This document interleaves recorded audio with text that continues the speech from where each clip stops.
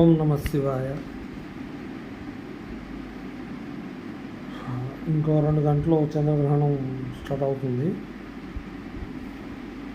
అందరూ ఇప్పటికే భోజనాలు అయిపోయి ఉంటాయి.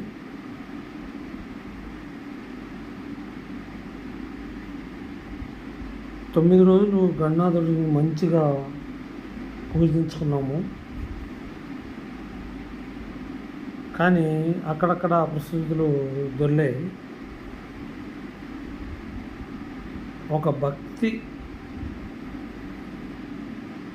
కార్యక్రమాన్ని చేపట్టేటప్పుడు ఎటువంటి ఆటంకాలు కలగకూడదు. అది నిమజ్జనం చేసేటప్పుడు, మనం వినాయకుని తీసుకుని వచ్చేటప్పుడు, మన ఇంటికి తీసుకొచ్చేటప్పుడు ఎంత భద్రంగా తీసుకొస్తున్నామో, మనం తీసుకెళ్ళేటప్పుడు కూడా అంత భద్రంగా ఆయన్ని నిమజ్జనం చేయాలి. ఇక్కడ ఏమైందంటే ఈ మధ్య ప్రతి గల్లీలో ఒకటి పెడుతున్నారు. భక్తిభావంతో పెడితే మంచిదే. దానికి ఇది స్వామివారు నాకు ఇట్లా చేయండి, నాకు ఆ విధంగా చేయండి అని ఎప్పుడూ చెప్పరు. చిన్నగా చేసినా, ఇంత నిష్టగా చేసినా మంచిగా చేయాలి. అంతేగాని ఎట్టబడితే అట్టబడేసి ఆయన్ని కాలుతో తొక్కి, చేతులు తొక్కి ఏం అవస్థ స్వామివారికి. వినాయకుడికి మనం గణనాథుడికి మనకి ఎప్పుడూ ఉండే ఆయన, మనకి వాళ్ళు నిమజ్జనం చేసినా మనం నిత్యం ఆయన మంత్రాన్ని చదువుకుంటాం, గణనాథుడిని పూజిస్తాం. మనకి అన్ని పనుల్లో ఆయనే ఉండేది.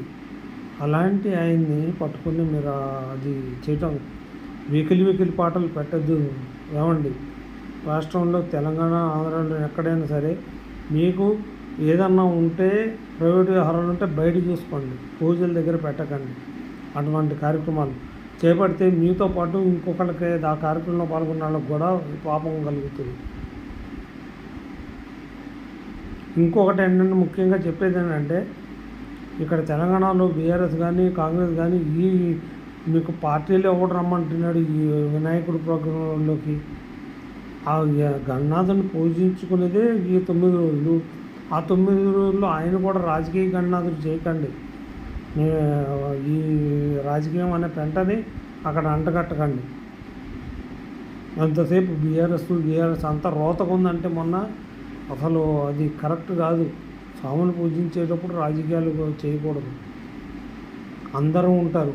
ఆఖరికి కానిస్టేబుల్స్ కూడా ఎంత పోలీస్ డిపార్ట్మెంట్ వాళ్ళు ఎంత బాగా ఇన్వాల్వ్మెంట్ అయ్యారు. అందరికీ మంచి